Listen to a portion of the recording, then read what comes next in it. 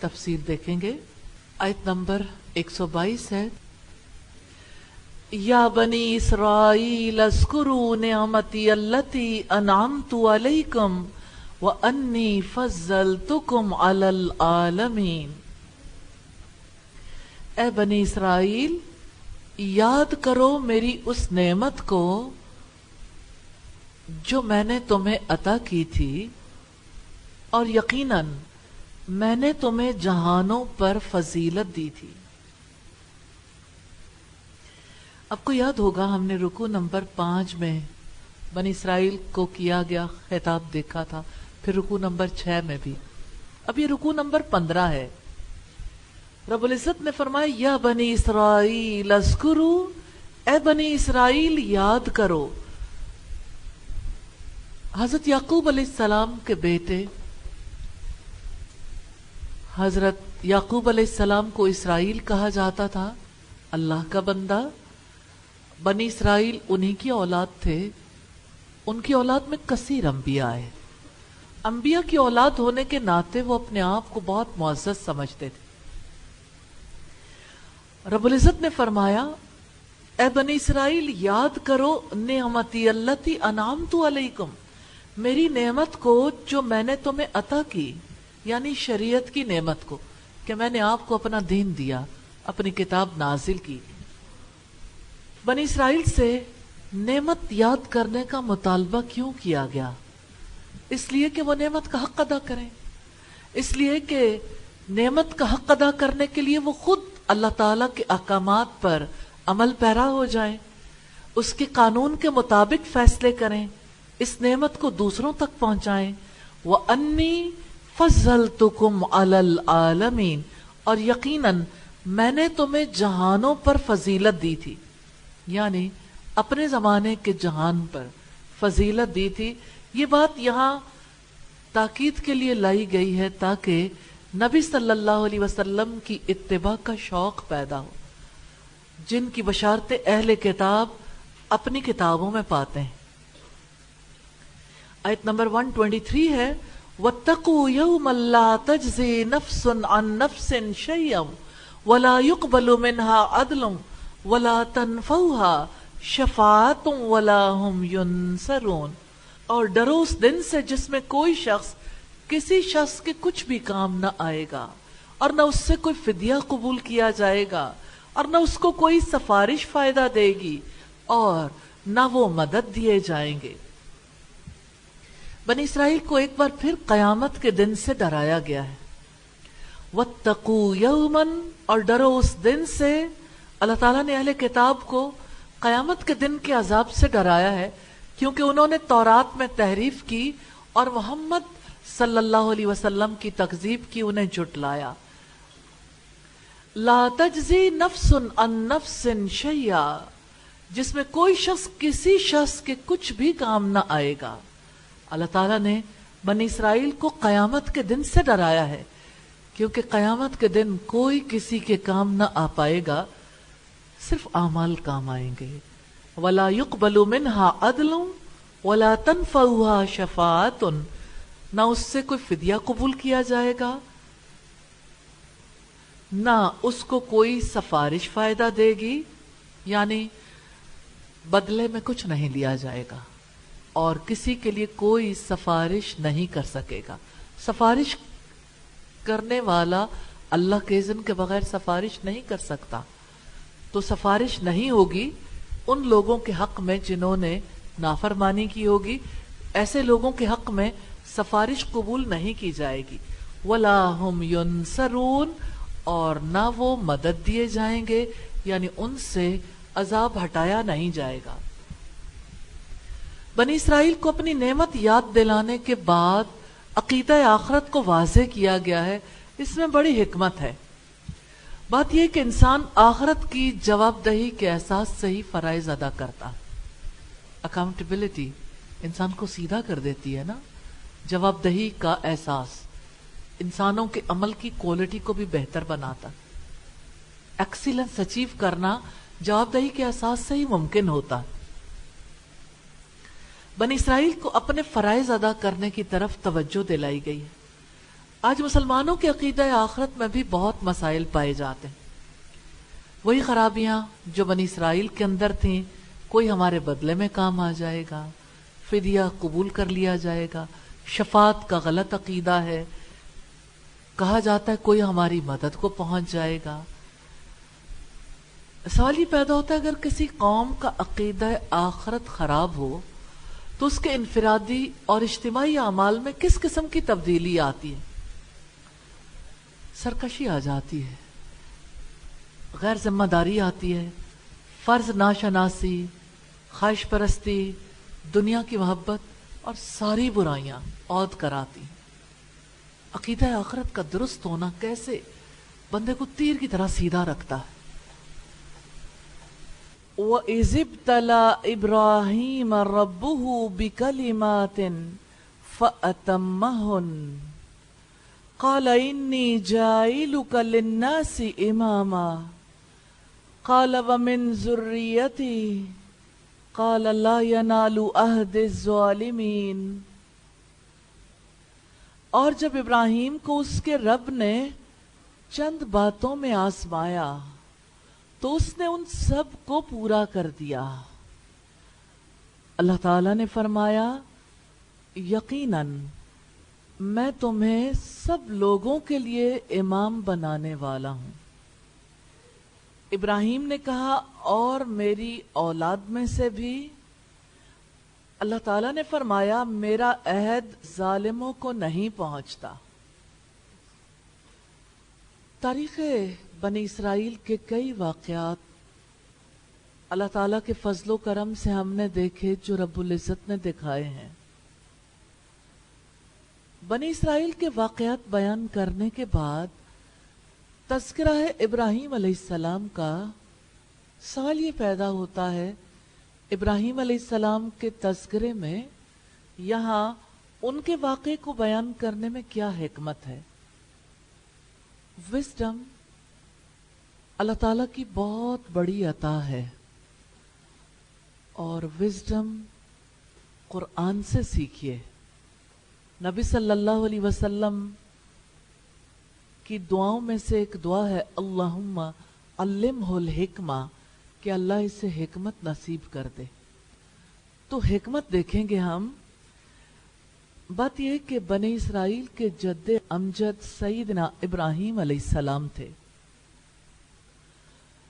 ان سے نسبت کو وہ اپنے لیے اعزاز سمجھتے تھے.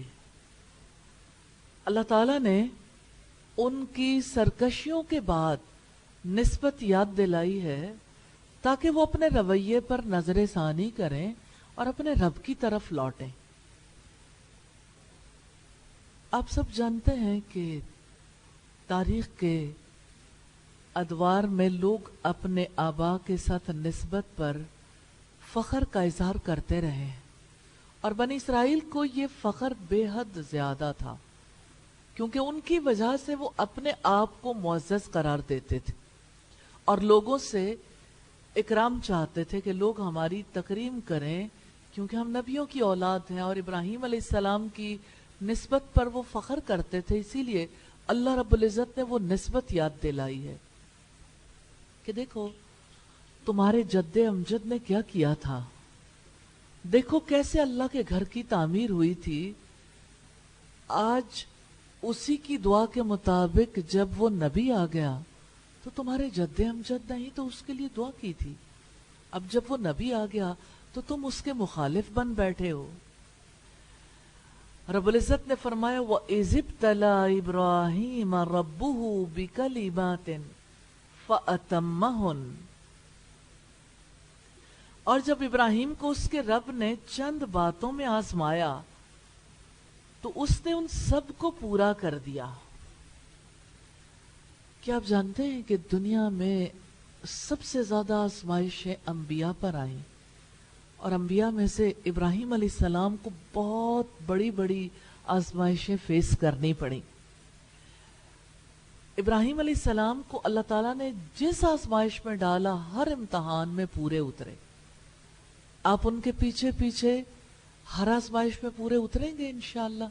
اور آپ کے لیے پہلی آزمائش تو آپ کا ٹیسٹ ہے نا.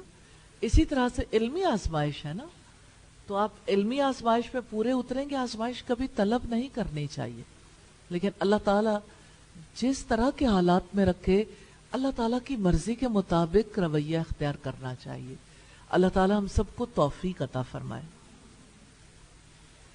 इब्राहिम अलैहिस्सलाम की इब्तिला, उनकी आजमाइश के बारे में सईदना इब्ने अब्बास रजी अल्लाह ताला अन्हो का ख्याल है कि वो 10 खसाइल हैं, 10 खसलतें हैं जिनका फितरत इंसानी की इस्लाह से गहरा ताल्लुक है, और सईदना इब्राहिम अलैहिस्सलाम उनमें कामयाब हुए, यानी उन पर पूरी तरह अमल किया। उन 10 बातों को देखें तो बज़ाहिर लगता इतने सादा और आसान काम, रियली वही आसान काम है जो जिंदगियों में फिर नजर नहीं आते। उनमें से पहली चीज है कुल्ली करना, नाक में पानी डालना वुजू के लिए। अल्हम्दुलिल्लाह वुजू के अमाल है ना जिनको आप अंजाम देते हैं। कंघा करना, शुक्र अल्लाह ताला का जिसने तौफीक दी, लेकिन फितरी खसलत समझकर उसको इख्तियार करना और उस पर अजर की उम्मीद रखना जरूरी है। मूंछें तरशवाना, यानी इब्राहिम अलैहिस्सलाम की सुन्नत है, मूंछें छोटी रखते थे और दाढ़ी लंबी। इसी तरह मिसवाक का इस्तेमाल करना, नबी सल्लल्लाहु अलैहि वसल्लम ने इब्राहिम अलैहिस्सलाम की इस सुन्नत पर कितना ज्यादा अमल किया। आप जब घर एंटर होते थे मिसवाक करते थे, हर नमाज के लिए वुजू करते मिसवाक करते थे, और आप जब सो के उठते मिसवाक करते, और किसी मजलिस में जाते मिसवाक करते। यानी यूं लगता है कि आपको सबसे ज्यादा इस बात की केयर थी कि किसी को मेरे मुंह से स्मेल ना आए, और आपके साथ फरिश्ते रहने की वजह से और फरिश्तों के वही नाजिल करने की वजह से आप इस बात का और भी ज्यादा एहतमाम करते थे। इसी तरह खतना करना, बगल को साफ करना, जेरे नाफ बाल साफ करना, नाखून कटवाना, पानी से तहारत करना। ये रिवायत तफसीर सिराजुल बयान की है, वॉल्यूम 1 है, पेज 43। सईदना इब्राहिम अलैहिस्सलाम की आजमाइशों को हम देखना चाहें, आप अगर आजमाइशें देखना चाहते हैं तो इब्राहिम अलैहिस्सलाम को नमरूद के दरबार में जब पेश किया गया, वहां फैसला किया गया कि उन्हें आग में फेंक दिया जाएगा। कैसे घर बार छोड़ना पड़ा, बीवी और दूध पीते बच्चे को अल्लाह ताला के हुक्म से वीराने में छोड़ना पड़ा, बेटे को ज़िबा करने का हुक्म मिला। सईदना इब्राहिम अलैहिस्सलाम आजमाइशों में पूरे उतरे। रब्बुल इज्जत ने उनकी तारीफ की है, व इब्राहिम अल्लज़ी वफ़ा, इब्राहिम तो वो है जिसने वफा का हक अदा कर दिया। सुभान अल्लाह। यानी आप ये देखिए कि कोई इंसान अपने मुंह से अपने बारे में ये कह सकता है कि मैंने वफा की है। जिसकी शहादत, जिसकी गवाही जहानों का बादशाह दे, उसकी वफा के क्या कहने। ये सूरह नजम की आयत नंबर 37 है। देखने की बात यह है किसी पर आजमाइशें क्यों आती हैं। आजमाइश खरे खोटे की पहचान के लिए आती है। अल्लाह ताला जब किसी को अपना काम सुपुर्द करना चाहते हैं ना, बड़ा काम, तो उसे आजमाते हैं कहां तक इस बंदे के अंदर इस्तिताअत है कि इस काम को अंजाम दे सके। आजमाइश ही तो बताती है कि कोई फर्द किस लायक है। तो आप सोचिए, इब्राहिम अलैहिस्सलाम की आजमाइश हुई, अल्लाह ताला ने अपने खलील का शर्फ बयान किया है कि किस तरह से अल्लाह ताला ने उन्हें आजमाइश के बाद लोगों का इमाम बना दिया था, ताकि तौहीद के मामले में उनकी पैरवी की जाए। अल्लाह रब्बुल इज्जत ने सईदना इब्राहिम अलैहिस्सलाम की खबर दी है उन अफराद को भी जो मक्का में आबाद थे, जो अपने आप को इब्राहिम अलैहिस्सलाम की नस्ल में से होने की वजह से फख्र करते थे, जो इब्राहिम अलैहिस्सलाम को अपना पेशवा मानते थे। हम बात कर रहे थे आजमाइश की। आजमाइशें یقیناً کھوٹے کھرے کو واضح کر دیتی ہیں. اور آج صبح میں پڑھ رہی تھی کہ کس طرح سے جب لوگ حدیث کا علم حاصل کیا کرتے تھے تو یہ بات مشہور ہو گئی تھی کہ جو بھی حدیث کا علم حاصل کرے گا اللہ تعالیٰ اسے مال سے بے نیاز کر دے گا. یعنی مالی طور پر بے نیاز کوئی کیسے ہو جاتا ہے؟ یوں ہی تھوڑی ہوتا. بندہ تو مال کے پیچھے بھاگتا ہے نا، مال سے محبت کرتا ہے، مال کی محبت دل سے نکلتی نہیں آسانی سے.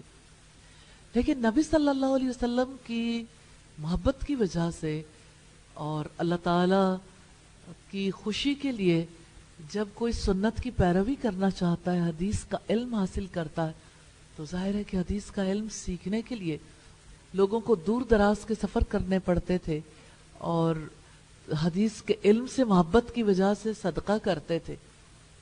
مال پاس نہیں رہتا تھا اور پاس نہیں رکھتے تھے. جیسے شیخ عبد القادر جیلانی کے بارے میں ہمیں یہ ملتا ہے کہ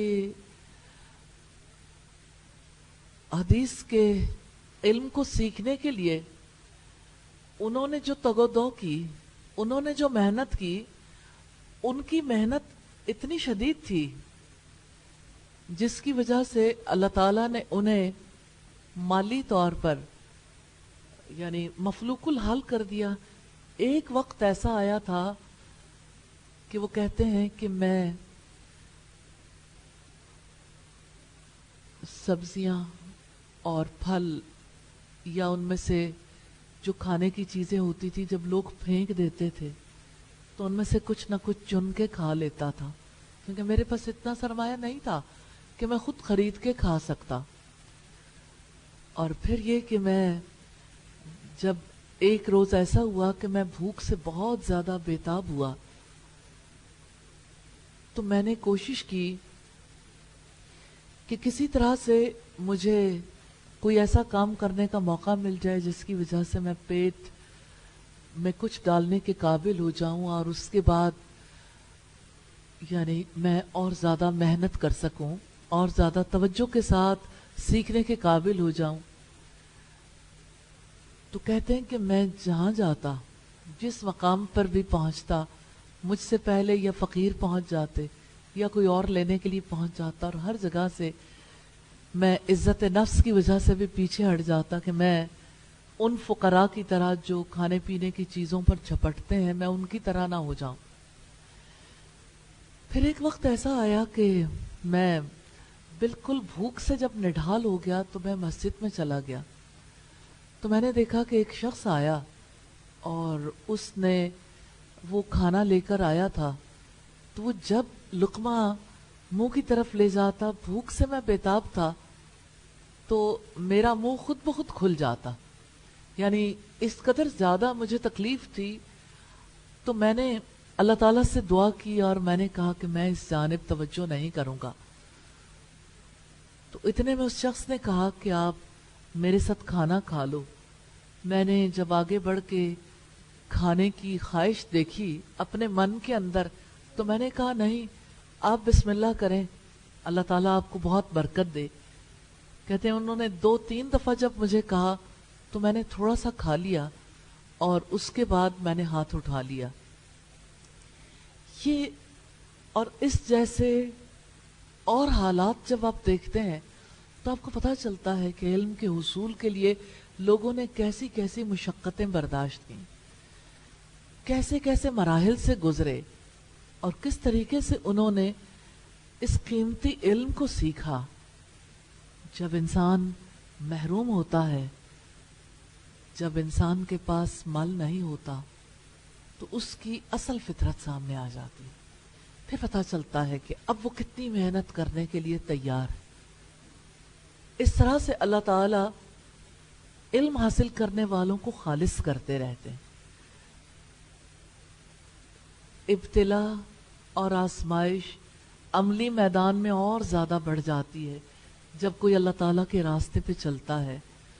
جب کوئی اللہ تعالیٰ کے راستے پہ چلتے ہوئے تھکنے لگتا ہے، ہارنے لگتا ہے، تو اللہ تعالیٰ کس طرح سے اس کی ڈھارس بندھاتے ہیں اور پھر وہ مختلف آزمائشوں سے گزر کر کتنا کھرا ہو جاتا ہے. آپ جانتے ہیں سونے کو پگھلایا جاتا ہے نا تو اس کا میل کچیل الگ ہو جاتا ہے. دھاتیں پگھلائی جاتی ہیں تو پگھلنے کی وجہ سے کھوٹ الگ ہوتا ہے اور خالص دھات الگ ہو جاتی ہے. یہی حال انسانوں کا ہے. انسانوں کے اوپر بھی جب آزمائش آتی ہے تو آزمائش انسانوں کی اصل فطرت سامنے لے آتی ہے اور اللہ والے آزمائش سے گزر کر اور زیادہ اللہ تعالیٰ کے قریب ہو جاتے ہیں. ہمیں بہت زیادہ دیکھنے کی ضرورت ہے ان لوگوں کے حالات کو جو ہم سے پہلے گزر چکے، کیونکہ یہ حالات ہمیں بہت نفع دیتے ہیں. رب العزت نے فرمایا قَالَ إِنِّي جَاعِلُكَ لِلنَّاسِ إِمَامًا، اللہ تعالیٰ نے فرمایا یقیناً میں تمہیں سب لوگوں کے لیے امام بنانے والا ہوں. اللہ تعالیٰ نے ابراہیم علیہ السلام کی کوششوں کی قدر کی اور انہیں امام بنانے کی خوشخبری دی. سیدنا ابراہیم علیہ السلام کو جو فضیلت نصیب ہوئی، جو درجات ملے، اس کا فیصلہ تب ہوا جب وہ سختیوں سے گزر گئے، جب وہ آزمائشوں میں کامیاب ہو گئے، جب وہ اللہ تعالیٰ کے فرما بردار ثابت ہوئے. جانتے ہیں اس سے کیا سبق ملتا ہے؟ بہت بڑا لیسن ہے. دیکھیں، ایک ہوتی ہے انسان کی تمنائیں، خواہشات. کتنے ہی لوگ ہیں جو خواہش رکھتے ہیں اللہ تعالیٰ کی کتاب کا علم حاصل کر لیں.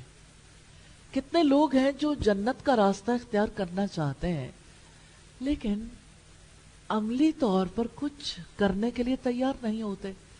کوئی یہ سمجھتا ہے کہ میرے گھر کو ابھی میری زیادہ ضرورت ہے، کوئی یہ سمجھتا ہے دور کا سفر کرنا ہے تو سفر کرنے کے لیے مال لگانا پڑے گا، کوئی یہ سمجھتا ہے اتنا وقت کیسے نکالوں. اب آپ دیکھیں آزمائش تو بہت بڑی ہے.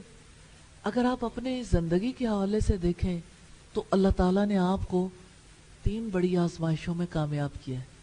الحمدللہ کہ آپ نے اپنا وقت لگانے میں کامیاب ہو گئے. یہ اللہ تعالیٰ کی توفیق سے جتنا شکر ادا کریں گے نا اتنا زیادہ اللہ تعالیٰ آپ کو اور توفیق دے گا. آپ اللہ تعالیٰ کے کلام کا علم حاصل کرنے کے لیے مال لگانے میں کامیاب ہو گئے. آپ اللہ تعالیٰ کے دین کا علم حاصل کرنے کے لیے وقت لگانے میں، صلاحیت لگانے میں کامیاب ہو گئے. اور پھر یہ کہ دن کے یہ 6 گھنٹے تو اپنی جگہ پر ہیں، اس کے علاوہ جو علم کے تقاضے ہیں ان کو پورا کرنے کے لیے بھی تیار ہو گئے. اس پر اللہ تعالیٰ کا شکر ادا کرنے کی ضرورت.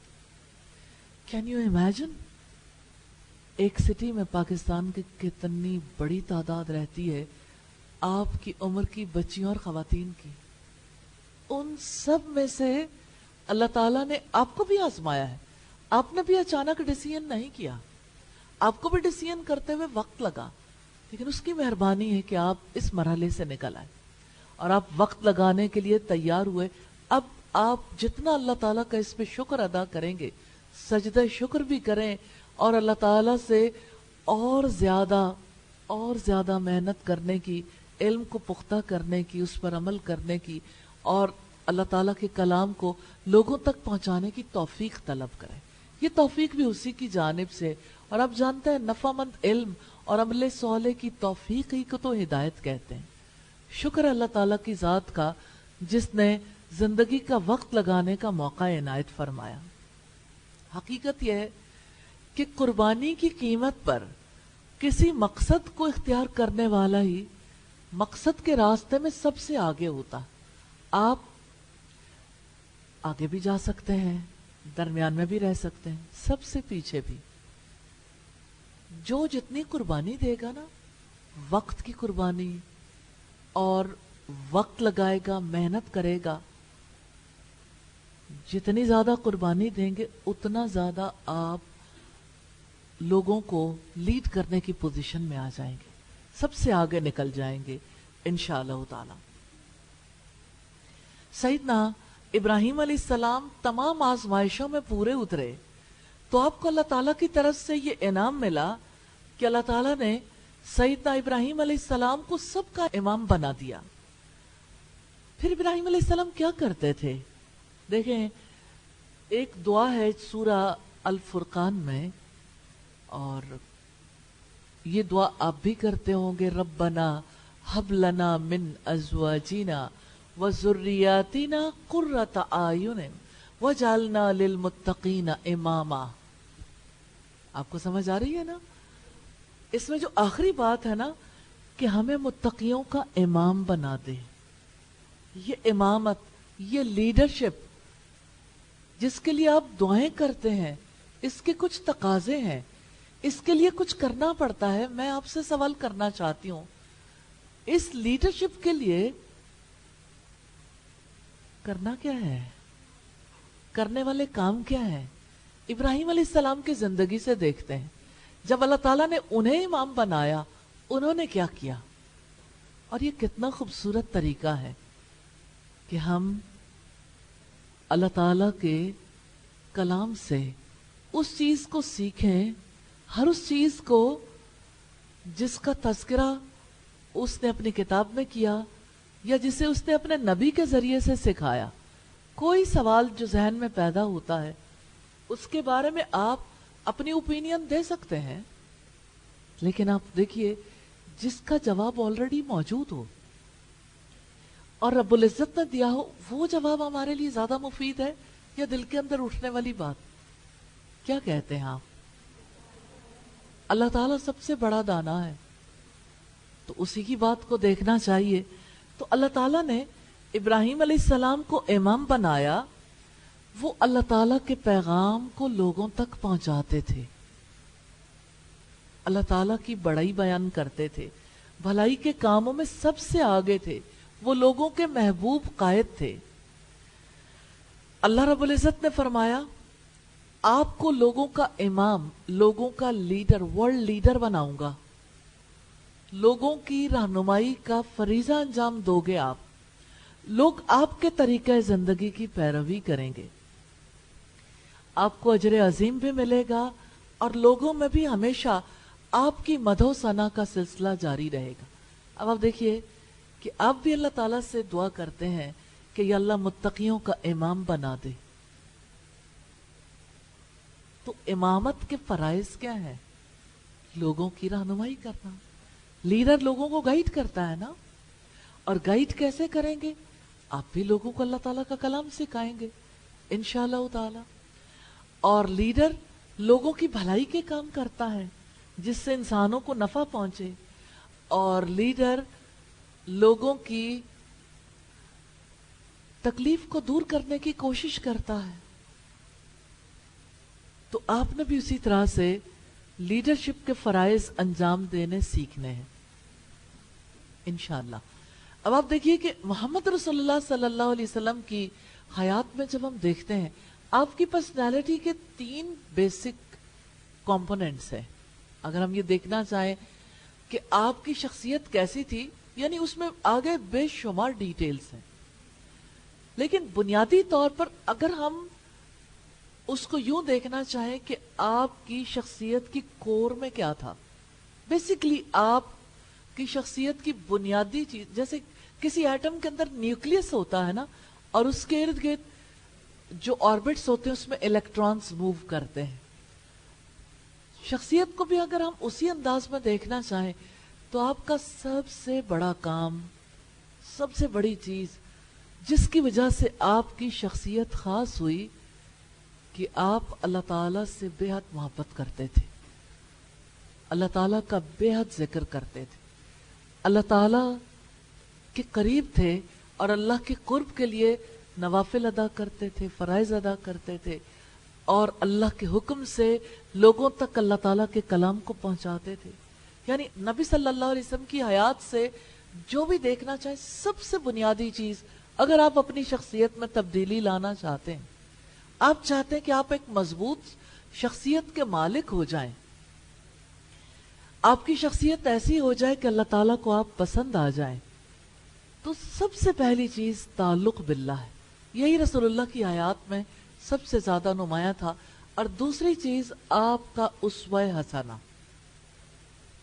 آپ کی زندگی کو اللہ تعالیٰ نے سب کے لیے نمونہ بنا دیا، اس میں آپ کا اخلاق بھی آتا ہے، آپ کے معاملات بھی آتے ہیں، آپ کے تعلقات بھی، آپ کی زندگی کی ہر جہت، انفرادی اور اجتماعی زندگی کی. اور تیسری چیز جو آپ کی پرسنالٹی کا بہت امپورٹنٹ فیچر ہے، اور ریلی یہ بڑی گہری بات ہے، اور اگر آپ یہ دیکھنا چاہیں کہ آپ نے کس طرح سے لوگوں کو اللہ تعالیٰ کا پیغام پہنچایا، تو آپ لوگوں کی خوشیوں اور غموں میں شریک ہوتے تھے، آپ خدمت خلق کے کام کرتے تھے، آپ مخلوق کی بھلائی کے کام کرتے تھے. سیدہ خدیجہ کی وہ بات تو آپ کو یاد ہوگی جب نبی صلی اللہ علیہ وسلم پہلی وحی کے بعد گھر آئے تھے، اور آپ نے تھوڑی دیر آرام کے بعد سیدہ خدیجہ سے کہا تھا لقد خشیت علی نفسی، مجھے میری جان کا ڈر ہے. تو سیدہ خدیجہ نے کہا تھا کلا واللہ ما یخزیک اللہ ابدا، اللہ کی قسم اللہ تعالیٰ آپ کو کبھی رسوا نہیں کرے گا. انک لتصل الرحم، بہت بڑا سبق ہے. امامت کے لیے کیسی خصوصیات چاہیے؟ بے شک آپ تو صلہ رحمی کرتے ہیں، رشتوں کو جوڑتے ہیں، آپ مہمان نوازی کرتے ہیں. مہمان نوازی بہت بڑی خصوصیت ہے، کیونکہ لوگ اسی طرح قریب آتے ہیں نا. پھر سیدہ خدیجہ نے کہا کہ آپ درماندوں کو کما کر دیتے ہیں، آپ ان کے لیے کماتے ہیں جو محروم لوگ ہیں. دنیا میں لوگ کس لیے کماتے ہیں؟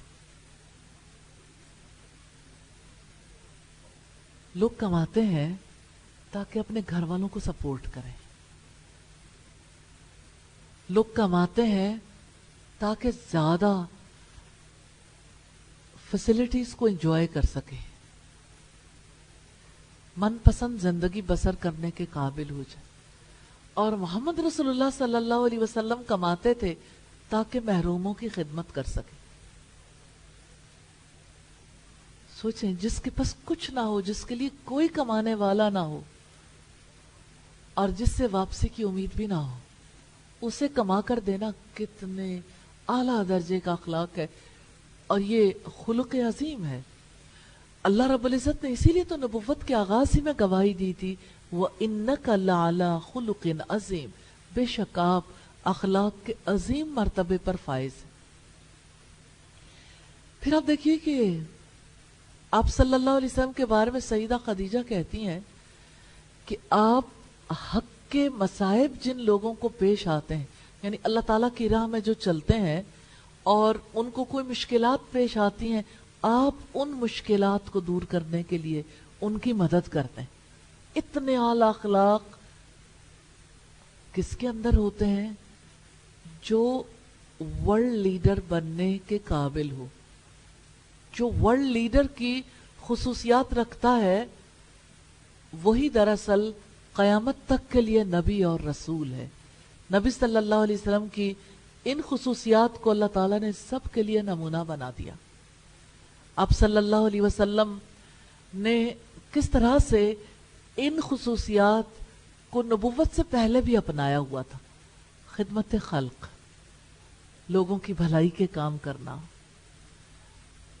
انبیاء کی خصوصیات جہاں جہاں ملتی ہیں تو اللہ تعالیٰ فرماتے ہیں بے شک وہ بھلائی کے کاموں میں بھاگ دوڑ کرتے تھے. اب سوچیں، ایک مائنڈ سیٹ ہے پوری دنیا کا، صرف کمائی کے لیے بھاگ دوڑ کرنی ہے. ایجوکیشن کمائی کے لیے، اور دنیا میں جو وقت ملا ہے، عمر کمائی کے لیے، صلاحیت کمائی کے لیے. کمائی ضروریات سے زیادہ خواہشات پوری کرنے کے لیے. تو زندگی کس کے لیے ہو گئی؟ خواہشات کے لیے. دیکھیں، ایک ہی زندگی ہے، اس کے بارے میں ڈیسیژن کرنا ہے. ابراہیم علیہ السلام نے بھی ڈیسیژن کیا تھا، یہ ڈیسیژن آپ کو بھی کرنا ہے. اگر آپ کیڑے مکوڑوں کی طرح زندگی بسر کرنا چاہتے ہیں تو پھر خواہشات کا راستہ ہے. اور اگر آپ اعلیٰ درجے کی زندگی بسر کرنا چاہتے ہیں، سپر لائف، اگر آپ سپر ہیومن بینگز کی طرح رہنا چاہتے ہیں، تو سپر ہیومن کی خصوصیات ہیں جو نبی صلی اللہ علیہ وسلم میں بدرجہ اتم پائی جاتی تھی۔ سپر ہیومن کی خصوصیات کیا ہیں؟ سب سے پہلی خصوصیت صلہ رحمی، رشتے کی حفاظت کرنا۔ وہ رشتہ اللہ تعالیٰ کا ہے، وہ رشتہ محمد رسول اللہ صلی اللہ علیہ وسلم سے ہے، وہ رشتہ اپنے دین سے ہے۔ یہی 3 سوال تو قبر میں ہونے ہیں۔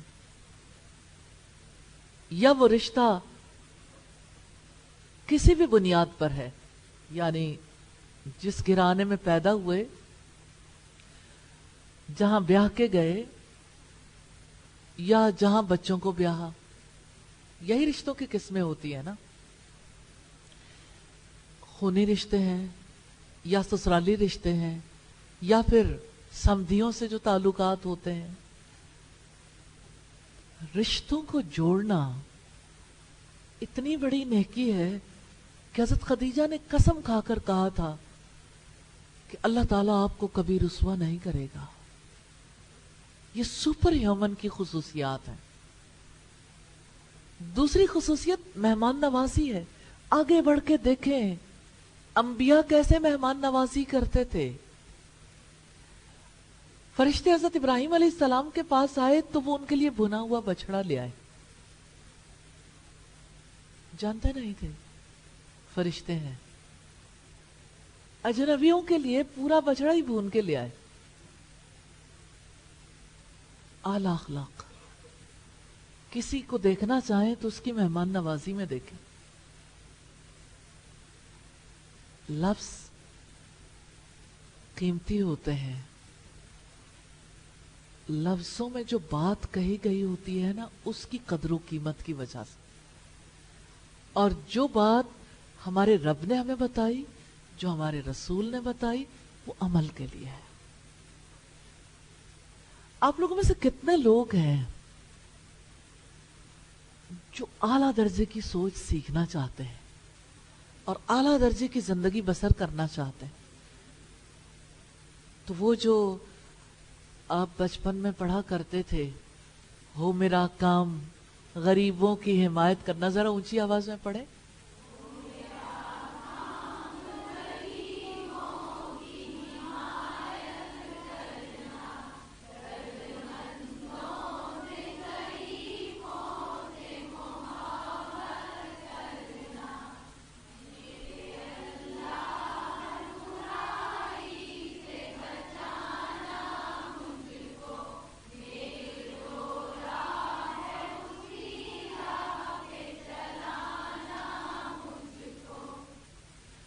تو آپ مجھے یہ بتائیے، بچپن سے دعا کی ہے لیکن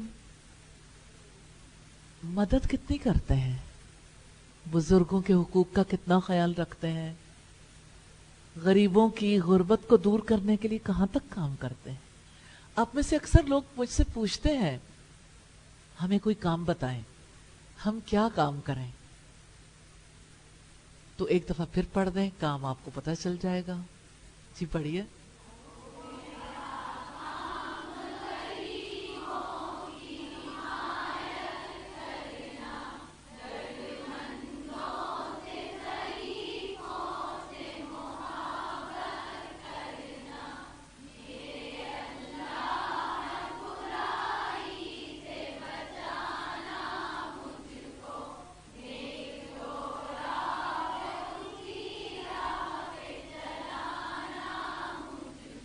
اب مجھے یہ بتائیے کہ برائی سے انسان کب بچتا ہے اور نیک راستے پہ کب چلتا ہے؟ جب وہ درد مندوں کی خدمت کرتا ہے، اور جب اس کا دل پگھلتا ہے، جب اس کے سینے میں پتھر نہیں ہوتا، جب اس کے دل کے اندر نرمی آتی، جب وہ کسی دکھی کو دیکھ کر دکھی ہو جاتا، جب وہ آگے بڑھ کے خدمت کرنا چاہتا ہے۔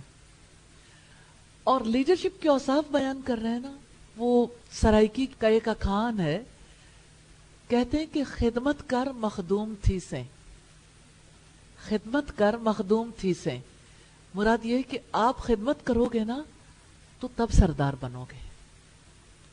تب آپ کو لیڈرشپ نصیب ہوگی.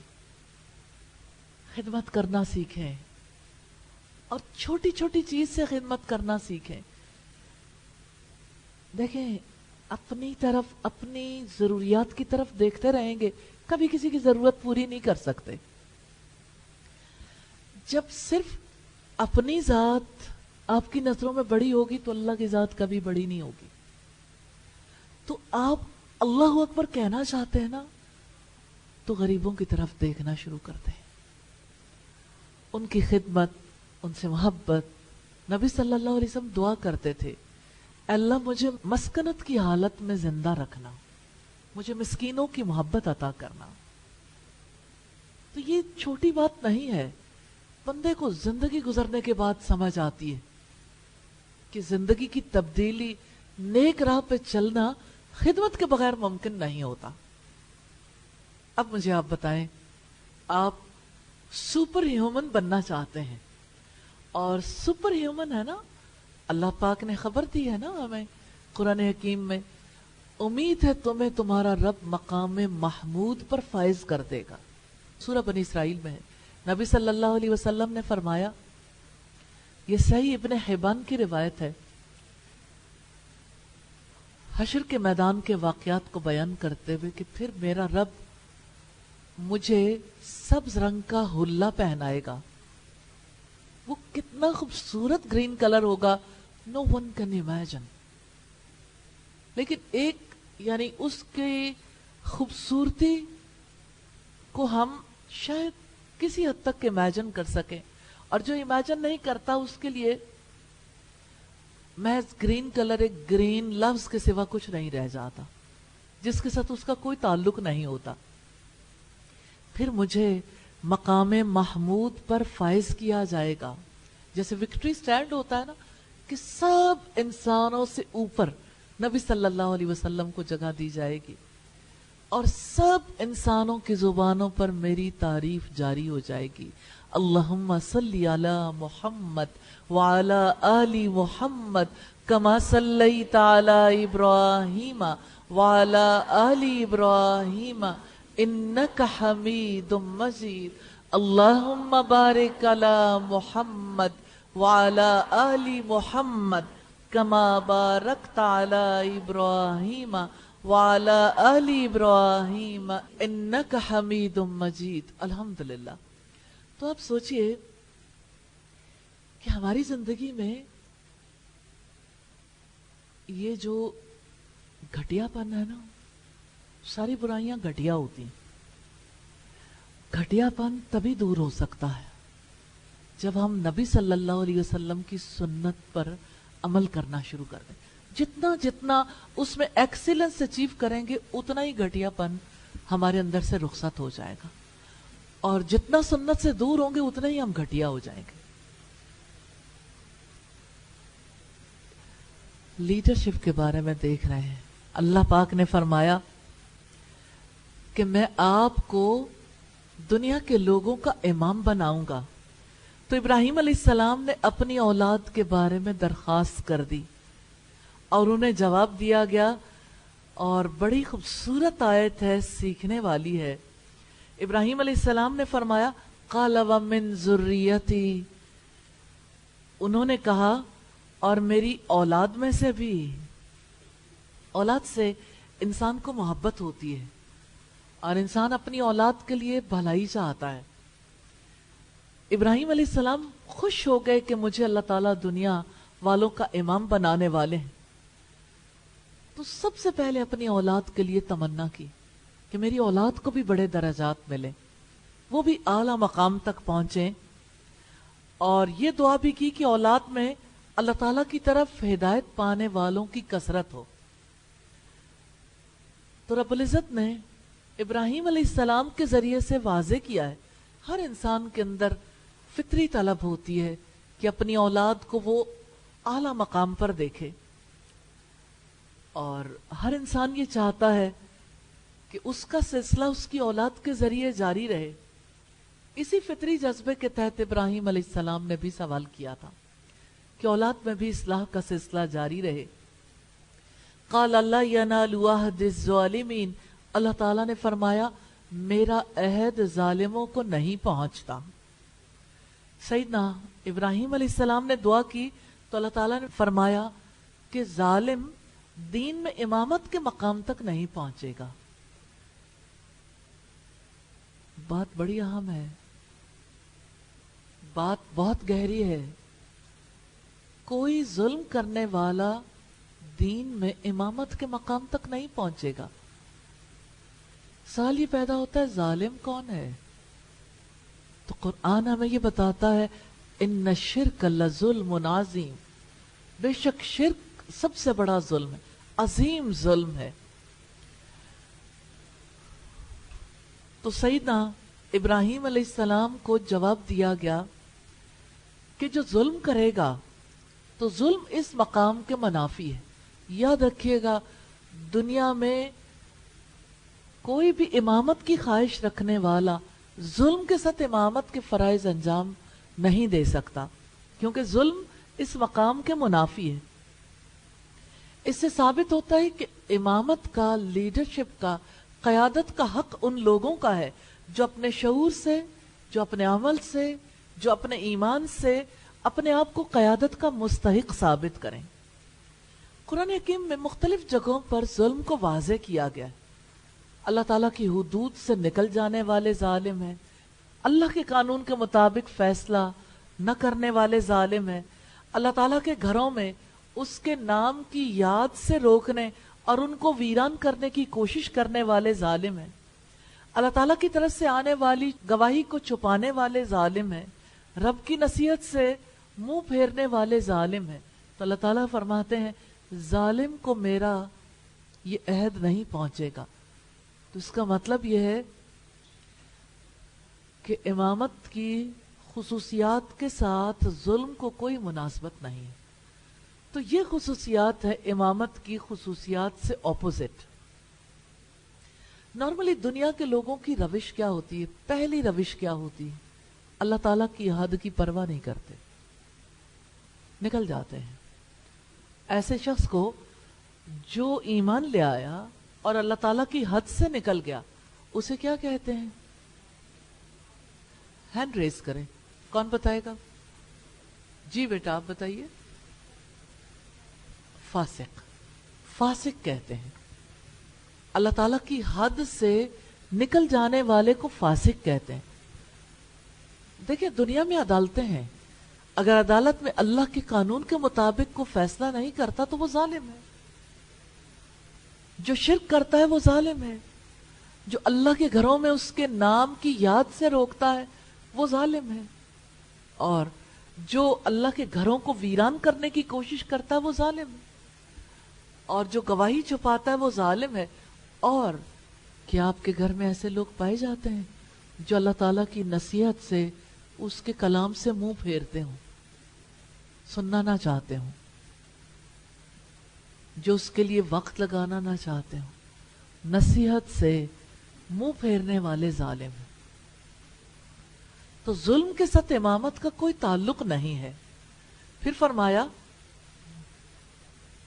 وَإِذْ جَعَلْنَا الْبَيْتَ مَثَابَةً لِلنَّاسِ وَأَمْنًا وَاتَّخِذُوا مِن مَّقَامِ إِبْرَاهِيمَ مُصَلًّى وَأَعِدْنَا إِلَىٰ إِبْرَاهِيمَ وَإِسْمَاعِيلَ أَن طَهِّرَ بَيْتِيَ لِلطَّائِفِينَ وَالْعَاكِفِينَ وَالرُّكَّعِ السُّجُودِ.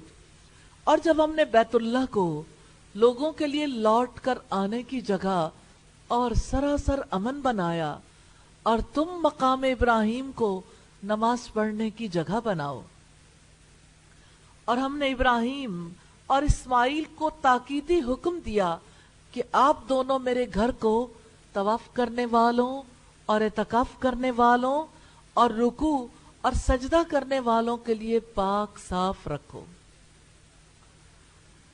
گھر بنانے والے کا تذکرہ تھا، گھر تعمیر کرنے والے کا. اب گھر کا تذکرہ آ گیا.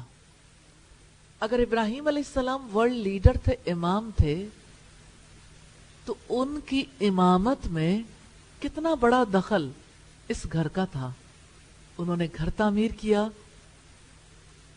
تو اس تعمیر کے نتیجے میں اس پتھر کو اللہ تعالیٰ نے کتنا معتبر بنا دیا، جسے مقام ابراہیم کہا جاتا ہے. اور اللہ تعالیٰ نے حکم دیا تھا میرے گھر کو پاک صاف رکھو. مانوی اعتبار سے بھی شرک سے پاک رکھو، اور عملی اعتبار سے بھی کہ اس میں کسی قسم کی گندگی نہ پھیلے. شرک کے لیے 360 بت کعبے کے اندر رکھے ہوئے تھے. نبی صلی اللہ علیہ وسلم نے اسے 13 مکی سالوں میں پاک نہیں کیا تھا، اس پوزیشن میں نہیں تھے. پھر جب آپ مدینہ تشریف لے گئے 8 برس مزید گزر گئے. پھر جب مکہ فتح ہوا تب آپ صلی اللہ علیہ وسلم نے اس گھر کو تمام بتوں سے پاک کیا تھا. رب العزت نے توجہ دلائی ہے اس گھر کی طرف. وَإِذْ جَعَلْنَا الْبَيْتَ مَثَابَةً لِلنَّاسِ وَأَمْنًا، اور جب ہم نے بیت اللہ کو لوگوں کے لیے لوٹ کر آنے کی جگہ اور سراسر امن بنایا. 2 خصوصیات ہیں، دونوں پہ غور کریں تو بندے کا دل کھل اٹھتا ہے. کعبہ ایسی جگہ ہے جہاں جانے والا بھی آنسو بہاتا ہے اور لوٹ کر آنے والا بھی آنسو بہاتا ہے، کیونکہ ہر وہ شخص جو کعبہ پہنچتا ہے وہ دوبارہ وہاں ضرور جانا چاہتا ہے، اور جو نہیں گیا وہاں جانے کا اشتیاق بھی رکھتا ہے. میں بیت اللہ کے بارے میں بات کرنے کے ساتھ ایک اور چیز کی طرف بھی توجہ دلاؤں گی. کیا آپ جانتے ہیں نبی صلی اللہ علیہ وسلم نے فرمایا ایک سوکھی پتلی ٹانگوں والا حبشی بیت اللہ کو گرا دے گا. کعبۃ اللہ زمین پر نہیں رہے گا، بیت اللہ کو گرا دے گا. یہ قرب قیامت کی نشانیوں میں سے ایک نشانی ہے. پھر آپ عمرہ کہاں کرنے جائیں گے؟ حج کہاں کرنے جائیں گے؟ اتنی تیزی سے آنے والی چینجز تو انڈیکیٹ کر رہی ہیں کچھ ہونے والا ہے، کچھ ہونے والا ہے. آپ اللہ تعالیٰ سے دعا کر لیں یا اللہ اسباب پیدا کر دے، اور آپ ایک بے شک کسی کے پاس کم ہے یا زیادہ. آپ کو یاد ہے ابراہیم علیہ السلام کے لیے جو آگ نمرود نے بھڑکائی تھی، اس کو بجھانے کے لیے چڑیا اپنی چونچ میں پانی بھر کر لائی تھی. کیا آپ جانتے ہیں؟ تو آپ مجھے یہ بتائیے کہ چڑیا کی چونچ کے پانی سے کیا وہ آگ بجھ جانی تھی؟ جذبہ ہے. چڑیا معتبر ہو گئی، اور نبی صلی اللہ علیہ وسلم نے چھپکلی کے بارے میں کہا، چھپکلی کہ اس نے ابراہیم علیہ السلام کی آگ کو بھڑکانے کے لیے پھونکے ماری تھی. چھپکلی قابل نفرت ہے، اس کا عمل قابل نفرت ہے، اور اس کے مقابلے میں چڑیا کا عمل قابل تقلید ہے. تو چاہے چڑیا کی چونچ کی طرح آپ مال جمع کریں، بہت کم، لیکن آج سے آپ اپنے حج، اپنے عمرے کے لیے چاہے 5 روپیز ہو، چاہے 10 روپیز ہو، آپ کچھ نہ کچھ اماؤنٹ، کوئی ایسا باکس بنا لیں، کوئی ایسی چیز بنا لیں گھر میں جس میں آپ روزانہ سچے جذبے کے ساتھ اماؤنٹ ضرور ڈالیں، اور برکت تو اللہ تعالیٰ نے دینی ہے. ارادہ کر لیں. بہت پچھتائیں گے اگر یہ واقعہ ہماری زندگی میں پیش آ گیا. اب میں اللہ تعالیٰ کے گھر کے حوالے سے 2 باتیں واضح کرنا چاہتی ہوں کہ اللہ تعالیٰ نے بیت اللہ کو لوگوں کے لیے لوٹنے کی جگہ بنا دیا. یہ بیت اللہ کی بہت بڑی فضیلت ہے. کیونکہ وہاں جانے والوں کا بار بار جانے والوں کا بھی دل نہیں بھرتا۔ اللہ تعالیٰ نے دوسری خصوصیت بتائی، اس حرمت والے گھر کو اللہ تعالیٰ نے امن کی جگہ بنا دیا۔ بلد امین مکہ، ساری سرزمین ایسی ہے جس کو اللہ تعالیٰ نے حرمت والا بنایا، اور مسجد حرام کو خاص طور پہ۔ تب دیکھیے کہ وہاں کوئی جنگلی جانور بھی مار نہیں سکتا، کسی قسم کی نباتات جمادات کو نقصان نہیں پہنچا سکتا، کسی کے باپ کا قاتل اس کی رینج میں ہو وہ اسے نقصان پہنچا سکتا ہو، قتل کر سکتا ہو۔ امن والا گھر ہے، امن والا مقام ہے، وہاں پہ کوئی کسی کو قتل نہیں کر سکتا۔ اسلام سے پہلے بھی یہ گھر حرمت والا تھا، اسلام آنے کے بعد بھی اس کی حرمت میں، اس کے شرف میں اضافہ ہوا۔ ہاں یہ بات ضرور ذہن میں رکھیے گا کہ جب مکہ فتح ہوا تھا، رسول اللہ نے ایک قطرہ خون بہائے بغیر مکہ فتح کیا تھا۔ اس بلد امین میں آپ صلی اللہ علیہ وسلم کے لیے کچھ گھڑیوں کے لیے یہ اجازت اٹھا لی تھی کہ اب آپ اس میں کسی کے بارے میں جو کرنا چاہتے ہو کر لو، ورنہ بلد امین کی یہ حرمت ابراہیم علیہ السلام کے دور سے قائم ہے۔ سیدنا ابن عباس کہتے ہیں کہ مومن کے دل میں زیارت خانہ کعبہ کی خواہش ہر دم کروٹیں لیتی رہتی ہے، ایک زیارت کر کے گھروں کو آتے ہیں، پھر خواہش بیدار ہو جاتی ہے، اور اس گھر کا ظاہر امن میں ہوتا ہے۔ دور جاہلیت میں آدمی اپنے باپ یا بھائی کے قاتل کو کعبہ کے سامنے پاتا تو اسے کچھ نہیں کہتا تھا، یہ سب ابراہیم علیہ السلام کی دعا کی برکت اور اس کا نتیجہ ہے۔ تو کعبہ ایسی جگہ پر ہے جہاں دشمن کا خوف نہیں رہتا، بیت اللہ میں کوئی اسلحہ لے کر نہیں جا سکتا۔ سیدنا ابراہیم علیہ السلام نے دعا مانگی تھی، ربنا انی اسکنت من ذریتی بواد غیر ذی زرع عند بیتک المحرم ربنا لیقیموا الصلاة فاجعل افئدة من الناس تہوی الیہم وارزقہم من الثمرات لعلہم یشکرون۔ اے ہمارے رب، یقیناً میں نے اپنی کچھ اولاد کو تیرے حرمت والے گھر کے پاس اس وادی میں آباد کیا ہے جو کھیتی والی نہیں ہے، اے ہمارے رب، تاکہ وہ نماز قائم کریں، سو کچھ لوگوں کے دل ان کی طرف مائل کر دیں، اور آپ انہیں پھلوں کا رزق دیں تاکہ وہ شکر ادا کریں۔ یہ سورہ ابراہیم کی آیت نمبر 37 ہے۔ دعا قبول ہوئی، جب تک بیت اللہ باقی رہے گا اس کا اثر بھی باقی رہے گا۔ کیا آپ جانتے ہیں دعائیں صدیوں تک اثر کرتی ہیں، نسلوں تک اثر انداز ہوتی ہیں۔ دعا کو کبھی کم اثر والا نہ سمجھیے گا، کبھی بے قدر و قیمت نہ سمجھیے گا، دعا دل لگا کر کرنا سیکھیں۔ اللہ تعالیٰ ہم سب کو توفیق عطا فرمائے۔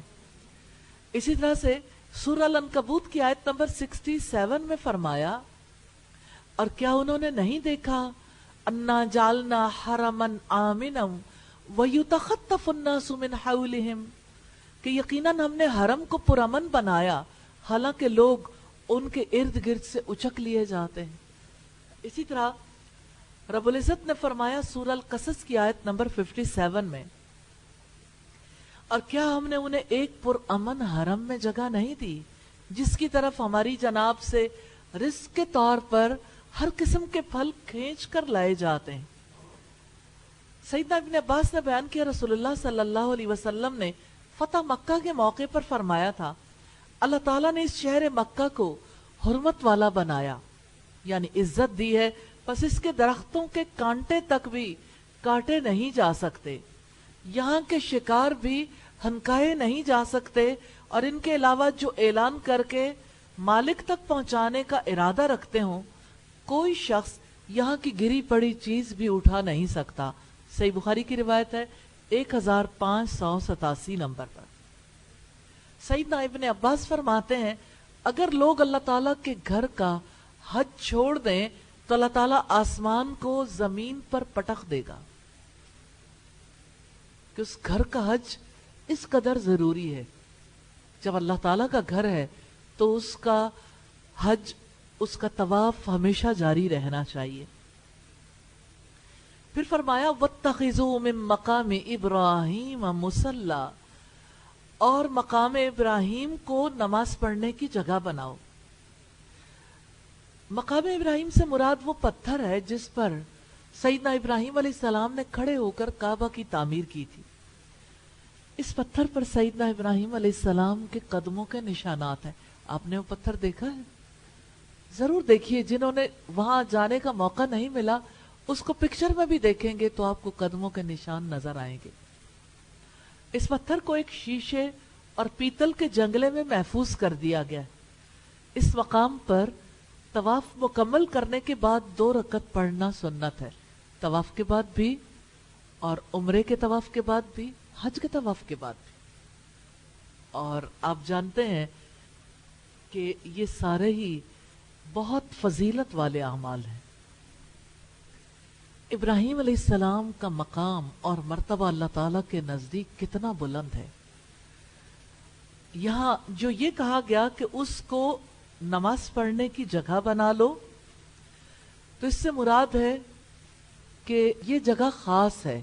اور حضرت عمر رضی اللہ تعالیٰ عنہ نے نبی صلی اللہ علیہ وسلم سے یہ کہا تھا کہ اللہ کے رسول اس جگہ کو جائے نماز بنا لیں، یعنی امام یہاں کھڑا ہو اور امامت کروائیں اور پورے حرم میں پیچھے لوگ نماز ادا کریں.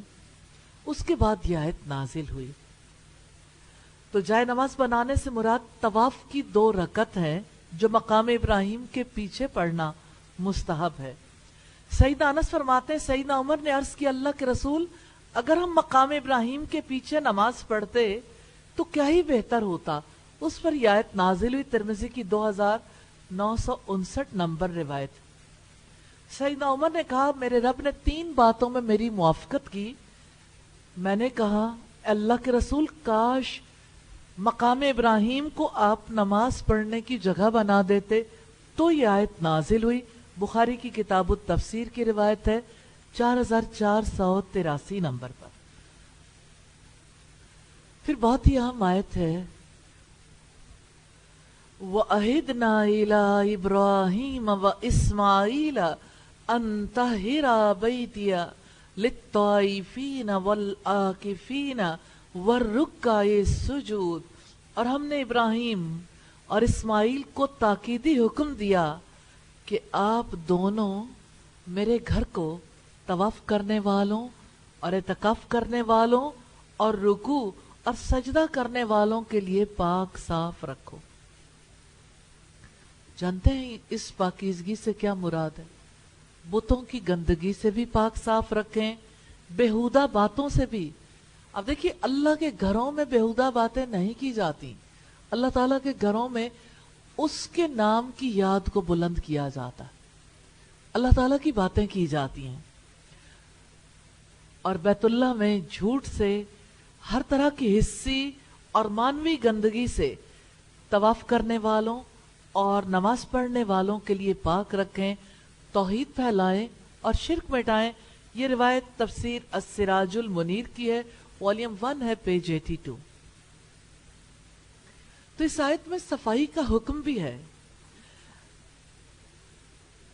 سورہ الحج کی آیت نمبر 26 میں رب العزت نے فرمایا وَإِذْ بَوَّأْنَا لِإِبْرَاهِيمَ مَكَانَ الْبَيْتِ أَلَّا تُشْرِكْ بِي شَيْئًا وَطَهِّرْ بَيْتِيَ لِلطَّائِفِينَ وَالْقَائِمِينَ وَالرُّكَّعِ السُّجُودِ. اور جب ہم نے ابراہیم کے لیے بیت اللہ کی جگہ متعین کی کہ میرے ساتھ کسی کو شریک نہ بنائیں اور میرے گھر کو طواف کرنے والوں اور قیام کرنے والوں، رکوع اور سجدہ کرنے والوں کے لیے پاک رکھیں. تو پاکیزگی مانوی بھی ہے، حسی بھی. مانوی سے مراد یہ ہے بتوں کی گندگی اور دیگر برے اعمال سے کعبۃ اللہ کو پاک رکھنا. کوئی لڑائی نہیں، جھگڑا نہیں، کسی کو تکلیف نہیں دینی، اور اسی طرح سے بتوں کی گندگی سے پاک رکھنا ہے. اور جہاں تک حصی صفائی کا تعلق ہے تو اس سے مراد ظاہری صفائی ہے. تو اصل پاکیزگی یہ ہے کہ اللہ کے گھر میں اللہ کا نام بلند ہو، شرک، کفر، معاصی اور رجس اور گندگی سے اسے پاک رکھیں. اس آیت سے مساجد کو پاک صاف رکھنے کا حکم بھی ماخوذ ہے. ام المومنین سیدہ عائشہ کہتی ہیں کہ رسول اللہ نے گھر اور محلے میں مسجدیں بنانے، انہیں پاک صاف رکھنے اور خوشبو سے بسانے کا حکم دیا ہے. ابو داؤد کی روایت ہے 455 نمبر پر. بیت اللہ کی صفائی ستھرائی ایک مہم ہے. آج بھی بیت اللہ میں دن میں 2 مرتبہ ضرور بڑے پیمانے پہ صفائی کی جاتی اور یہ سلسلہ مستقل جاری رکھا جاتا ہے. یہ صفائی ستھرائی محض فرش صاف کرنے تک محدود نہیں ہے. یہ صفائی ستھرائی ہر اعتبار سے کی جاتی ہے، یعنی بیت اللہ کی عمارت میں لگے ہوئے شینڈلیئرز تک اور اس کی چھتوں تک اور اس کے اوپر جو کچھ تحریر کیا گیا اس تک، اس کی ایک ایک چیز کو نیٹ اینڈ کلین رکھا جاتا ہے. نمبر 1. نمبر 2 یہ ہے کہ وہاں پر اللہ تعالیٰ کی بڑائی کا بیان ہر وقت جاری رہتا اور تعلیم دین کا سلسلہ جو ہے مستقل جاری رہتا.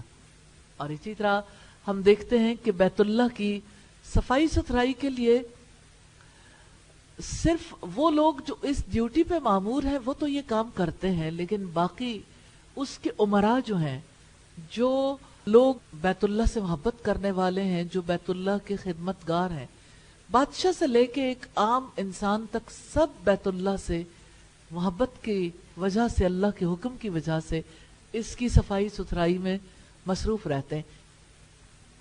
اللہ تعالیٰ کے گھر کی آبادکاری کے لیے صفائی ستھرائی کی کتنی اہمیت ہے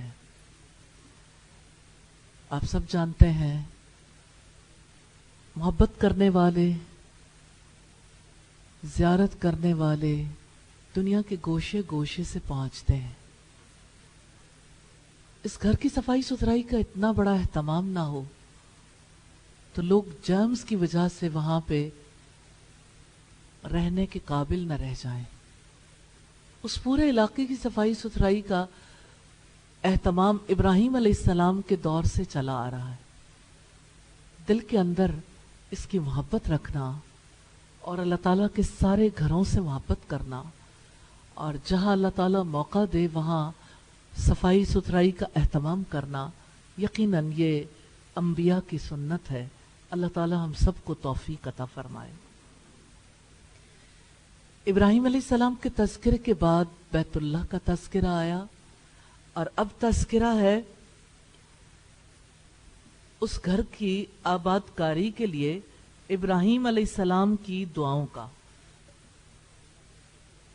وَإِذْ قَالَ إِبْرَاهِيمُ رَبِّ اجْعَلْ هَٰذَا بَلَدًا آمِنًا وَارْزُقْ أَهْلَهُ مِنَ الثَّمَرَاتِ مَنْ آمَنَ مِنْهُمْ بِاللَّهِ وَالْيَوْمِ الْآخِرِ قَالَ وَمَنْ كَفَرَ فَأُمَتِّعُهُ قَلِيلًا ثُمَّ أَضْطَرُّهُ إِلَىٰ عَذَابِ النَّارِ وَبِئْسَ الْمَصِيرُ.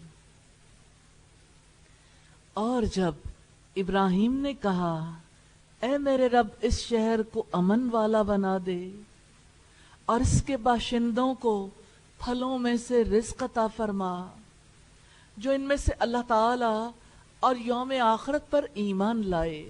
اللہ تعالیٰ نے فرمایا اور جس نے کفر کیا تو میں اسے بھی تھوڑا فائدہ دوں گا، پھر اسے آگ کے عذاب کی طرف بے بس کر دوں گا اور وہ بدترین لوٹنے کی جگہ ہے. سیدنا ابراہیم علیہ السلام نے مکہ کے امن اور رزق کے لیے دعا مانگی. آپ جانتے ہیں کسی علاقے میں قحط ہو، کسی علاقے میں رزق کے وسائل کی کمی ہو تو وہ علاقہ آباد نہیں ہو سکتا. لوگ اسی علاقے کا رخ کرتے ہیں جہاں رزق میں کسی قسم کی تنگی نہ آئے. ابراہیم علیہ السلام نے اسی لیے دعا کی تھی کہ یا اللہ رزق بھی دے اور یا اللہ خانہ جنگیوں سے بھی بچا لے، امن والا بنا دے. जो इलाका बदअमनी का शिकार हो वहां कोई जाना नहीं चाहता, अमन की वजह से, रिस्क की वजह से मूवमेंट्स होती हैं। तो इब्राहिम अलैहिस्सलाम ने कहा वइस क़ाल इब्राहिम, और जब इब्राहिम ने कहा यानी मक्का के अमन और रिस्क की दुआ करते हुए कहा रब्बि जअल हाज़ा बलदन आमिनन, ऐ मेरे रब इस शहर को अमन वाला बना दे। इब्राहिम अलैहिस्सलाम की दुआ कितनी कितनी गहरी है। कभी आप दुआ करते हैं या अल्लाह इस शहर को, इस मुल्क को अमन वाला बना दे।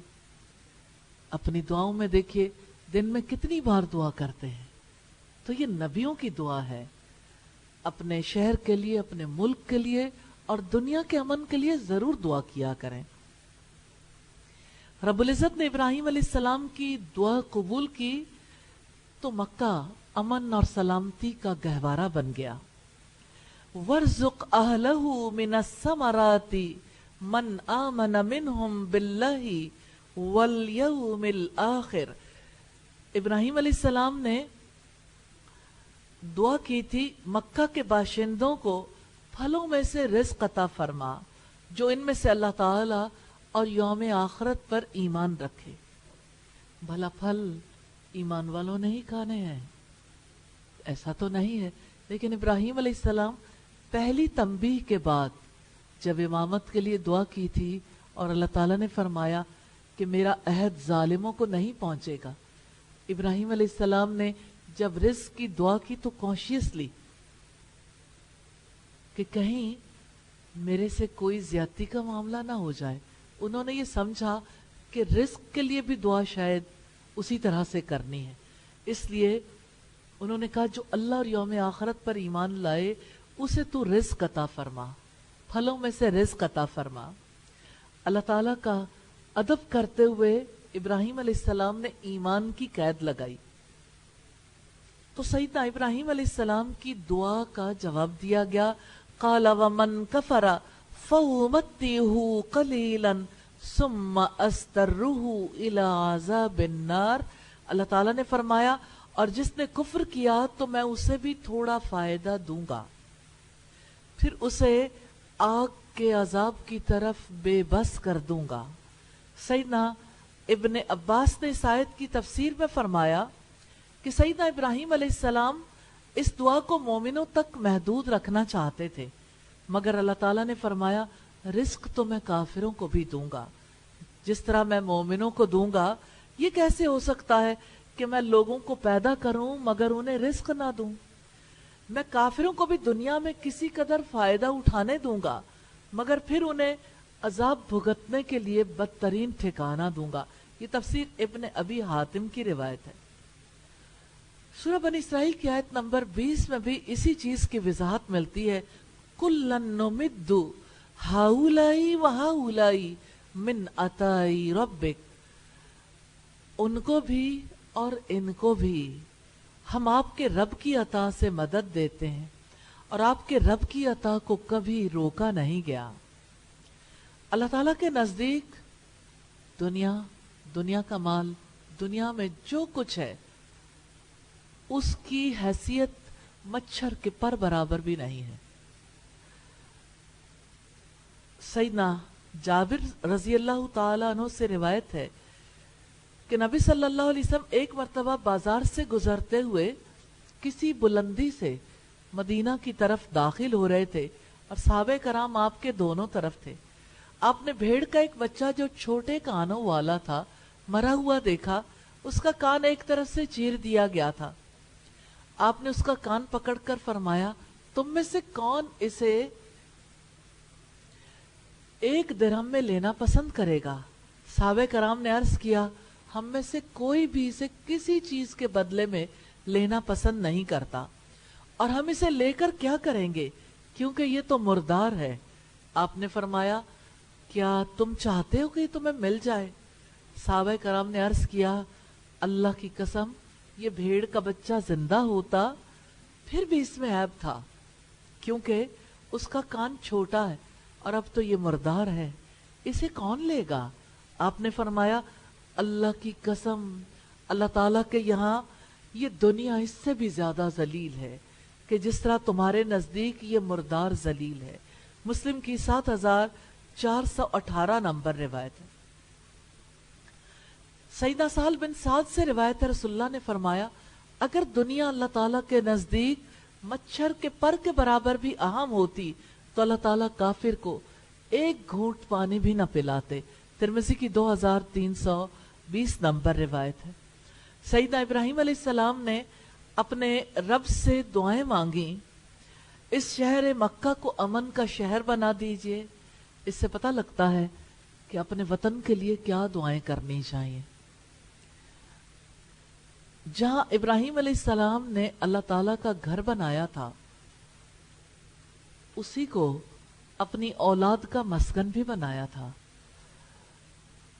تو اس شہر کے لیے دعا کی تھی کہ اسے امن والا بنا دے اور اس کے رہنے والوں کو رزق عطا فرما دے. کعبہ کی تعمیر کے سلسلے میں ہماری خدمت قبول فرما لے, ہمیں اپنا اطاعت گزار بنا لے, ہماری نسلوں میں سے ایسے لوگ اٹھا لے جو تیرے فرما بردار ہوں, ہمیں اپنی عبادت کے طریقے سکھا دے, ہماری کوتاہیوں سے درگزر فرمائیے, اور ان لوگوں میں انہی کی قوم میں سے ایک رسول مبعوث فرمائیے جو انہیں تیری آیات سنائے, انہیں کتاب اور حکمت کی تعلیم دے اور ان کی زندگیاں سنوار دے. کچھ دعاؤں کا تذکرہ اگلی آیات میں آ رہا ہے. آیت نمبر 127 ہے وَإِذْ يَرْفَعُ إِبْرَاهِيمُ الْقَوَاعِدَ مِنَ الْبَيْتِ وَإِسْمَاعِيلُ رَبَّنَا تَقَبَّلْ مِنَّا إِنَّكَ أَنْتَ السَّمِيعُ الْعَلِيمُ.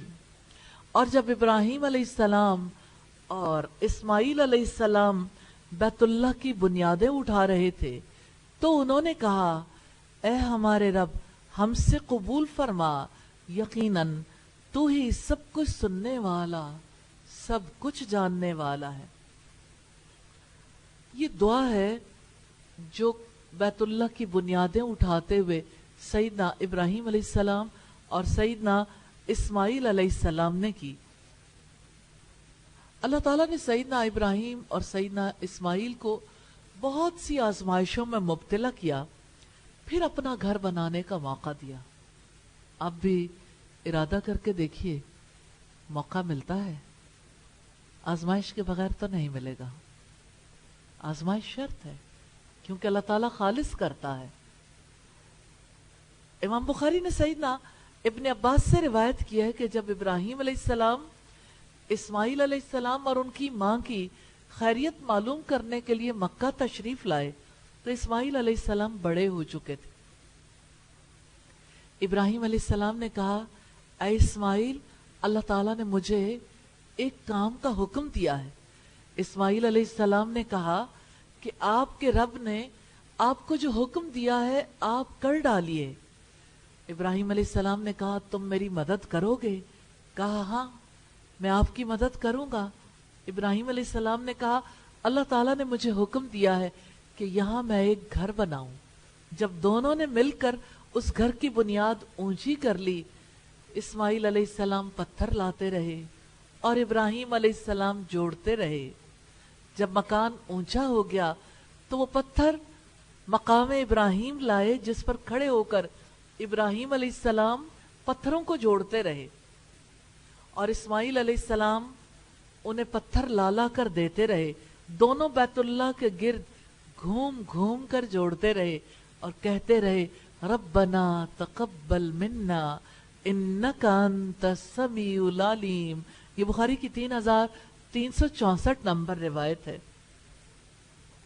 آپ الفاظ پہ غور کریں گے تو آپ کو ان کے جذبوں کی گہرائی اور شعور کے روشن ہونے کا پتہ چلے گا. ربنا تقبل منا. آپ کعبے کو ایک لمحے کے لیے امیجن کر کے دیکھیے کیسے ابراہیم علیہ السلام اور اسماعیل علیہ السلام نے انہیں بنایا ہوگا.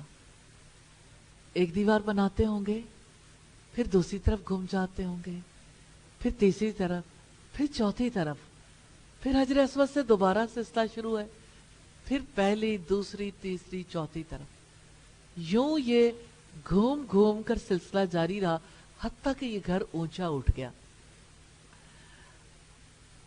تو تو ابراہیم علیہ السلام کی دعا میں ربنا تقبل منا میں یقین ہے، رب کی ذات کا، عاجزی ہے، اخلاص ہے، خشوع و خضوع ہے، اور اس کے پیچھے صرف اللہ کی خوشی کی سوچ، رضائے الہی کی سوچ۔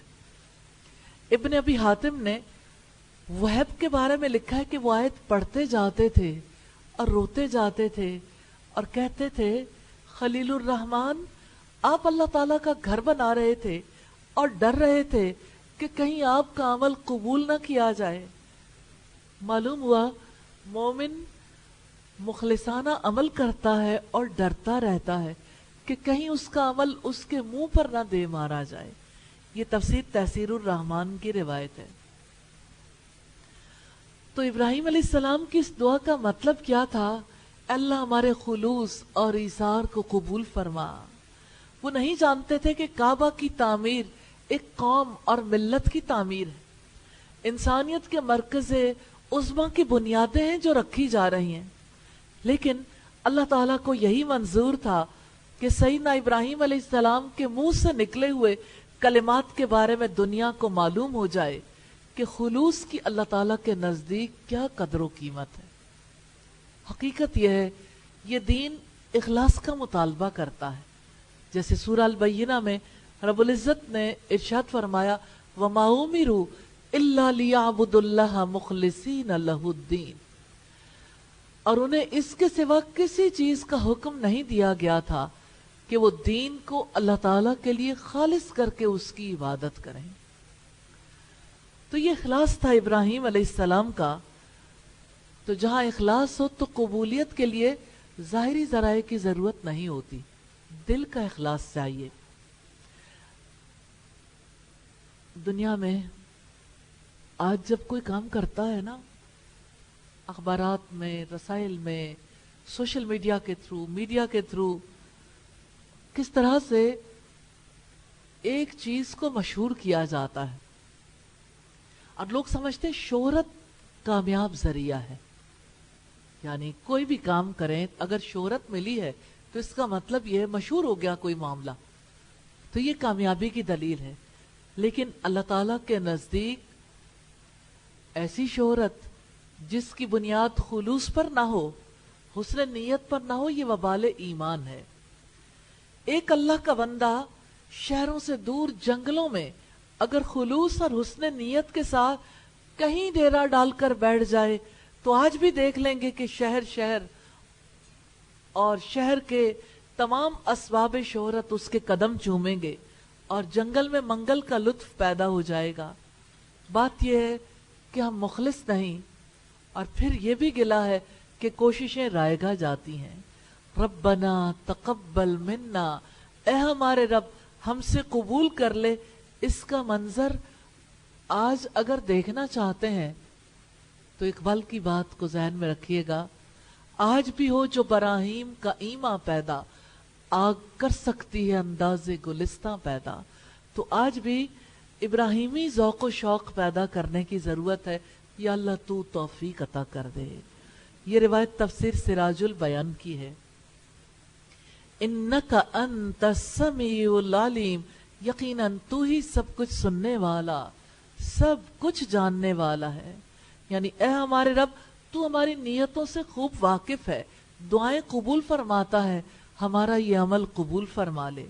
تو اللہ تعالیٰ نے سیدنا ابراہیم علیہ السلام اور سیدنا اسماعیل علیہ السلام کی دعائیں سننے سے، سمیع ہونے کا اور قبول کرنے سے علیم ہونے کا شعور دلایا ہے۔ آیت نمبر 128 ہے ربنا وجعلنا مسلمین لک ومن ذریتنا امتا مسلمتا لک وارنا مناسکنا وتب علینا انک انت التواب الرحیم۔ اے ہمارے رب ہمیں اپنے لیے فرما بردار بنا، اور ہماری اولاد میں سے بھی ایک امت اپنے لیے فرما بردار بنا، اور ہمیں ہماری عبادت کے طریقے دکھا اور ہماری توبہ قبول فرما۔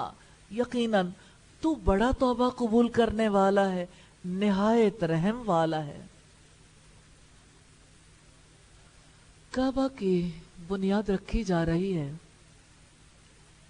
بیٹے کے ہاتھ میں پتھر ہے اور باپ کے ہاتھ میں جوڑنے والا مسالہ ہے. بیٹا پتھر پکڑاتا ہے اور باپ اس کو مضبوط کرنے کے لیے دیوار میں لگا دیتا.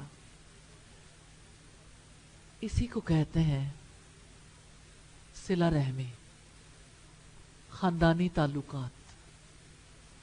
خاندانی تعلقات کی مضبوطی مشترکہ مقاصد کے تحت ہوتی، اور مشترکہ مقاصد میں سے عظیم مقصد اللہ تعالیٰ کے گھروں کی تعمیر اور ان کی آباد کاری ہے. اب سوچیں، ابراہیم علیہ السلام کی دعا کو امیجن کریں. یہ گھر کی تعمیر کر رہے ہیں اور وہ دعا کر رہے ہیں. اسی کو امیجن کرتے ہوئے دعائیہ الفاظ دہرائیے گا. ربنا، دہرائیے گا.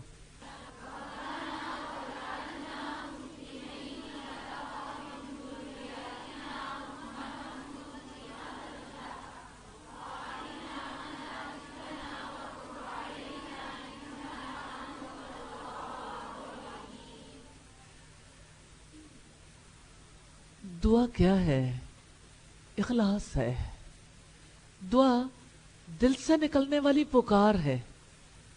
اور شاید پکار کی جگہ اگر ہم یہ کہیں کہ دعا تو دل سے نکلنے والی ہوک ہے. کسی کا سینہ دعا کے لیے کب ابلتا ہے؟ جب کسی کو گہرا شعور نصیب ہوتا ہے اللہ تعالیٰ کی ذات کا، اس کی عظمت کا، اور اسے یہ یقین آتا ہے میرا رب سنتا ہے، میرا رب قبول کرتا ہے، میرا رب بگڑی بنا سکتا ہے، اور میرا رب ہی مواقع دینے والا اور نیک کاموں کو پائے تکمیل تک پہنچانے والا ہے. ابراہیم علیہ السلام کی دعائیں جھلک ہے ان کے سچے جذبوں کی. اور ابراہیم علیہ السلام اور اسماعیل علیہ السلام دونوں اللہ تعالیٰ کے آگے جھکے ہوئے ہیں. سب کچھ اللہ تعالیٰ کے سپرد کیا ہوا ہے. ایسی سپردگی کی مثال نہیں ملتی. اپنے تمام تر معاملات اللہ تعالیٰ کے سپرد کیے ہیں، پھر رب سے دعا کر رہے ہیں ہمیں ایسا بنا دے کہ اپنے سارے معاملات تیرے سپرد کر دیں. عبادت کے طریقے بھی تو ہی سکھا دے. اب امیجن کریں آج کی سوسائٹی کے لوگوں کو، ہر کوئی یہ سمجھتا ہے بغیر سیکھے کہ مجھے پتا ہے اللہ کی عبادت کیسے کرنی. اپنی عبادت کے طریقوں کو درست کرنے کی کوشش نہیں کرتا. آپ ان ہستیوں کی دعاؤں سے سیکھیے جنہوں نے یہ اپنے رب کے سامنے درخواست کی تھی، وَأَرِنَا مَنَاسِكَنَا، کہ ہمیں ہماری عبادت کے طریقے سکھا دیجئے اور ہماری نسلوں کو بھی یہ طریقے سکھا دیجئے.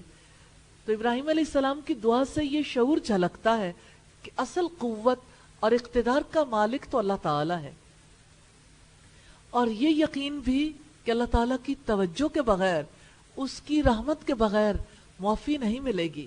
اس لیے درخواست کرتے ہیں ہم پر توجہ فرمائیے، آپ ہی توبہ قبول کرنے والے مہربان ہیں. سیدنا ابراہیم علیہ السلام اور سیدنا اسماعیل علیہ السلام کی دعا میں ہمیں اپنے لیے کتنے اسباق ملتے ہیں. ربنا وجعلنا مسلمین لک ومن ذریتنا امتا مسلمتا لک. اے ہمارے رب، ہمیں اپنے لیے فرما بردار بنا اور ہماری اولاد میں سے بھی ایک امت اپنے لیے فرما بردار بنا. جانتے ہیں کیوں دعا کی تھی؟ تاکہ خلوص کے ساتھ اللہ تعالیٰ کی عبادت کا سلسلہ جاری رکھ سکے، تاکہ اللہ کی عبادت میں کسی کو شریک نہ کریں.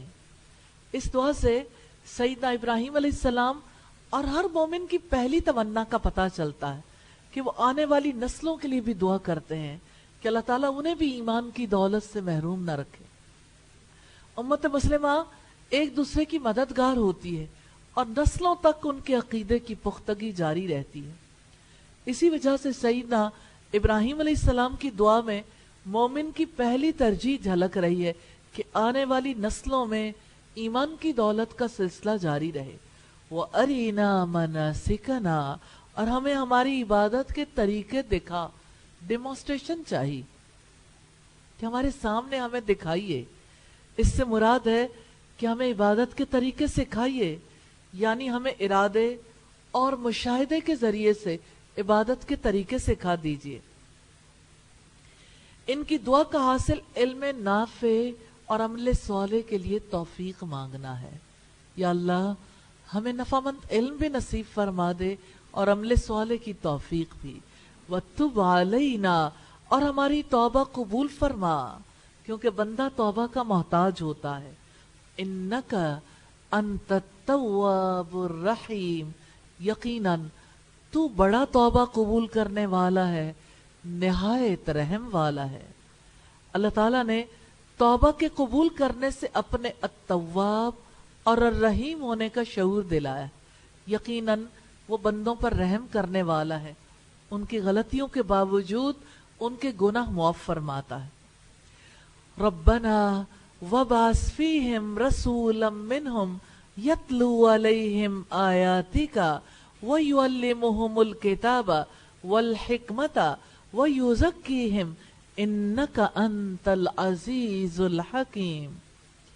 اے ہمارے رب، اور ان لوگوں میں انہی میں سے ایک رسول بھیج جو انہیں تیری آیات پڑھ کر سنائے اور انہیں کتاب اور حکمت کی تعلیم دے اور ان کو پاک کرے.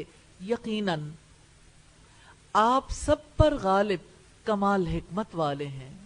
سیدنا ابراہیم علیہ السلام نے حرم والوں میں نبی صلی اللہ علیہ وسلم کی بعثت کے لیے دعا مانگی. سوچے کتنا عرصہ پہلے کی بات تھی. نبی صلی اللہ علیہ وسلم کی آمد سے تقریباً 2500 سال پہلے کی بات تھی. 2500 سال پہلے کی بات تھی. تو اللہ تعالیٰ نے ان کی دعا ہمارے لیے رکھ دی کہ دیکھو سیدنا ابراہیم علیہ السلام نے آخری دعا کیا کی تھی اہل حرم کے لیے.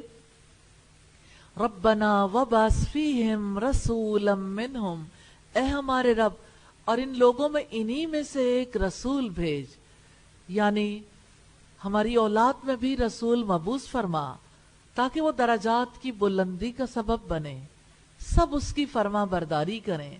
یتلو علیہم آیاتک، جو انہیں تیری آیات پڑھ کر سنائے، یعنی وہ حفظ کرنے اور کروانے کے لیے تیری آیات کی تلاوت کریں.